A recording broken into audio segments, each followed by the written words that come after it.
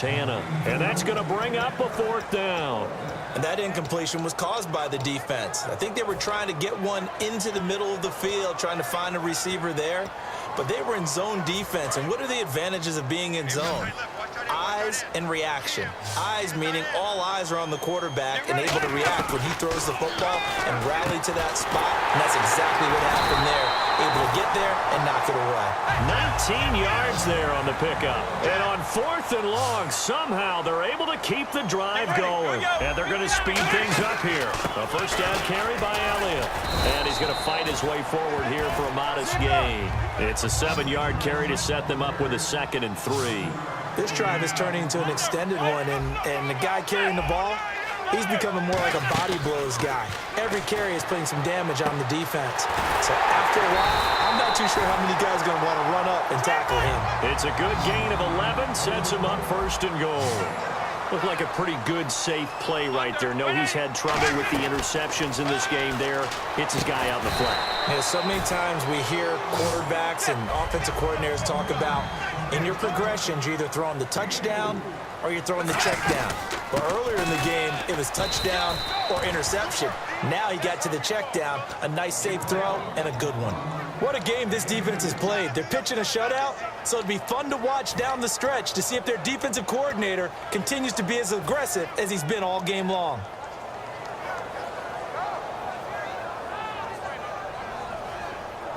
They gotta have 6 here. It's 3rd and goal. Here we go. What? Flex round. Flex round. Ohio. The play clock's running down. Here's Prescott. Flush to his right. And the Cowboys are in the end zone for the touchdown. So they get the score still down, but bottom line is they kept themselves in the game. They did keep hope alive, Brandon. That's exactly what they did. Now they've got to deliver and finish things off. And it's no good. Well, that could be a critical miss here in a 1-score game in the 4th.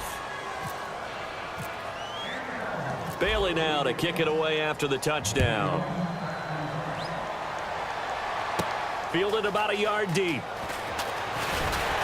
And he'll take this up past the 20 and down at the 22-yard line. And now out comes Houston. And a tight game after punting last time. See if they can get something going on this drive.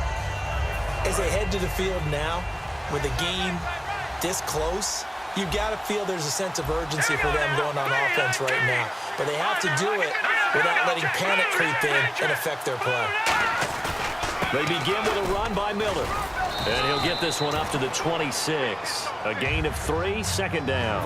Not a big run on the first play of the drive, but that doesn't necessarily mean it was a bad play. Sometimes you're just trying to settle in, get your guys a little bit of contact, and get things moving. Here we go with 2nd and 7.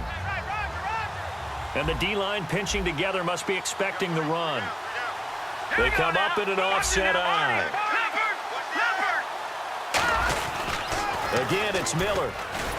Trying to turn the corner, but they string him out and stop him at the line of scrimmage. No gain on the play, and it's going to bring up a 3rd down. He couldn't get the edge there. It wasn't sealed, so maybe not all on the guy running the football all the time on those tosses and the pitches that go to the outside. No, not at all. I would agree with that totally, because sometimes the defensive guys, they win the edge battle. And when they do that, there's no place for the running back to go, and especially for offensive linemen trying to get out ahead. With their footwork and speed, it was negligible on that play. No gain at all for the offense. On any passes in the middle of the field, anyone who's going after the football is going to be conscious that it's probably going to be contested, and often physically. Sometimes that leads to drops.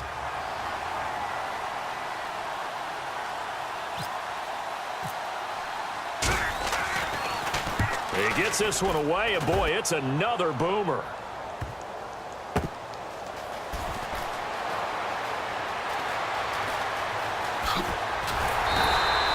Very good return there. Give him an even 20 yards. And the Cowboys will take over the football with a 1st and 10. Here's the Dallas offense now heading back out onto the field. And that last drive, a long drive, but not just that. They had a great air attack going. Do they stick with that? I would think that they would, because if they were confident enough to do it on the last drive, starting backed up in their own territory, why would you change anything? They've got to be confident about what they're presenting and continue to do so. Yeah, because the secondary, they really look clueless. And that was amazing because that drive... Touchdown, Cowboys! Dak Prescott with now 2 fourth-quarter touchdowns. And the Cowboys are an extra point away from tying the football game.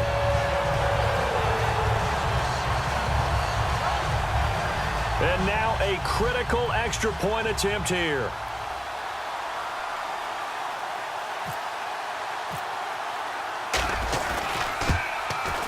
And no sweat, he puts it through, and we are tied here in the 4th.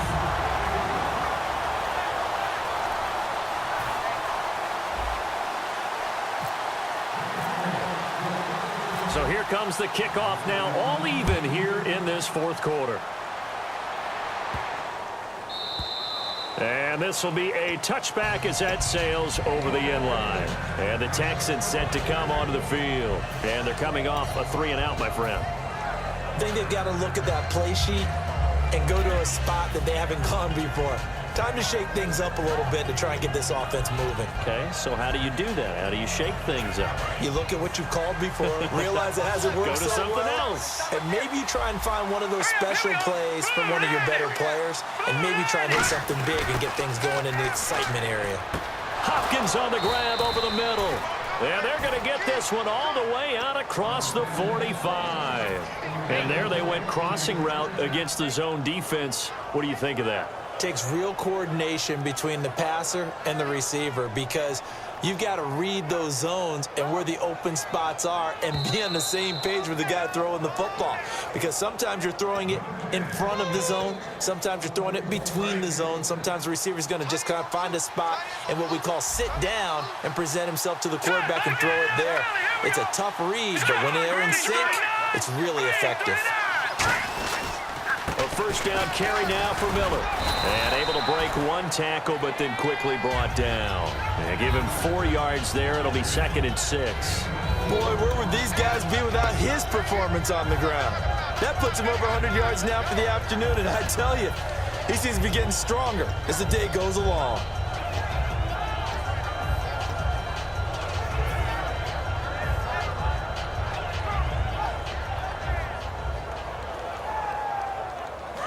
And now a timeout called by the Cowboys defense. It's just their first. They've got 2 more to use here in the final stages. Possible run anticipation. Here's the D-line sandwiches together. They come out here in the eye.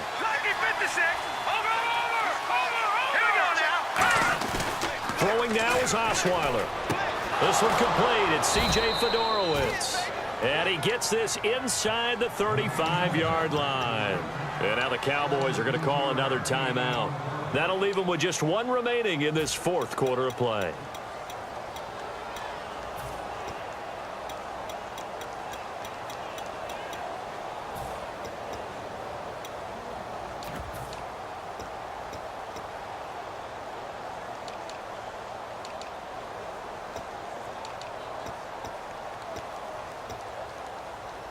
Offense comes to the line now, 1st and 10. No. Check. Patriot. Now let's go. Blue, landed. Now let's go. B. Watch it now, Barney. Leopard.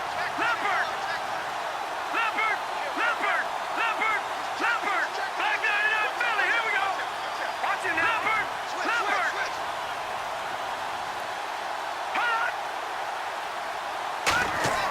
Osweiler to throw. And that's incomplete. The Pro Bowler DeAndre Hopkins, the intended receiver. And that'll make it 2nd and 10. And that was incomplete, but I don't know how much of that falls on the quarterback. He was pressured. Brandon, the rush showed up so fast, the quarterback had no chance to get the ball downfield. All right, now, look at 56. Here we go. Here's Osweiler. He's going to loft one deep left side here. That is caught. Hopkins for the Texans touchdown. DeAndre Hopkins, 32 yards. And the Texans have broken the tie. Novak is on to attempt the extra point.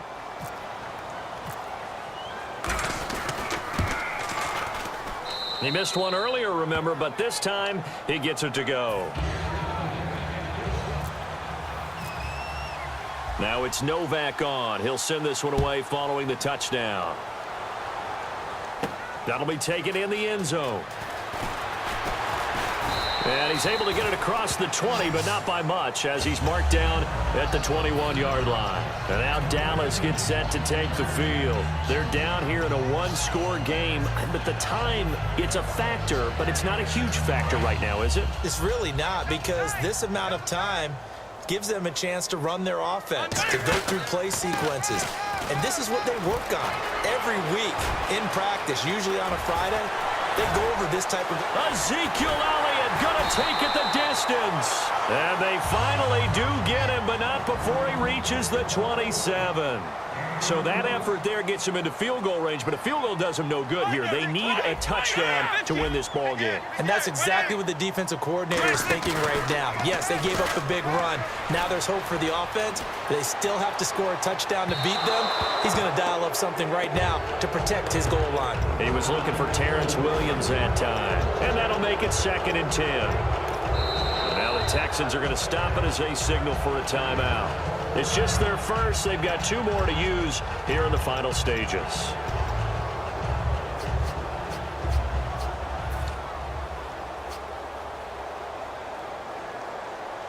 So incomplete on first. Let's see what 2nd down has in store. And again here, we'll see the Wildcat.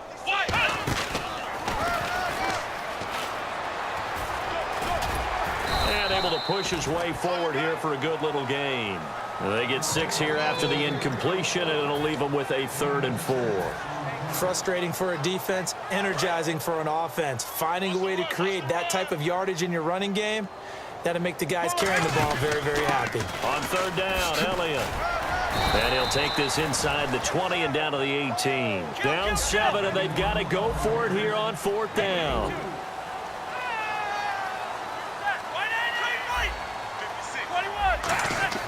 Desperation time for Romo on 4th down. And this is incomplete with a clock showing just 3 seconds left. And now out comes Houston. Only 1 timeout defensively, so this should just be a simple kneel down. I agree totally. I looked at my time management chart.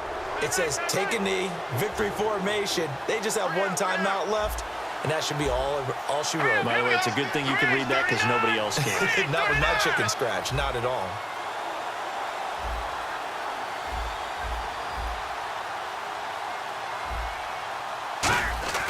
Osweiler's going to throw it. Backing up. He sets to fire deep. And this throw will be intercepted. Picked off by Orlando Scandrick.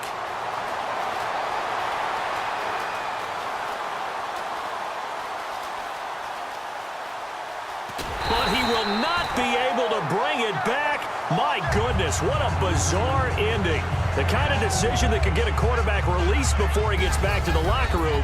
But fortunately for him and his crew, the ball game is over. Well, Charles, there's an old saying, don't let a loss beat you twice. You're exactly right about that, Brandon. When you look at it and all of your preparation went into winning this week, now you have to absorb a loss and find a way to shake it off.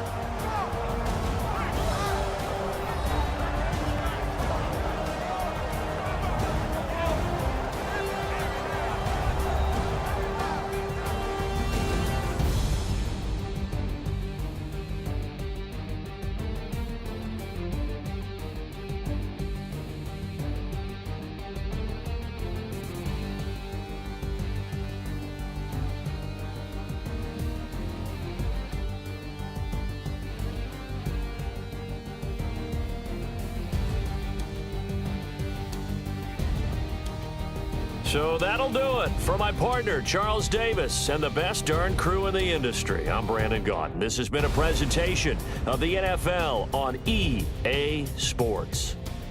With that, we say so long from Big D.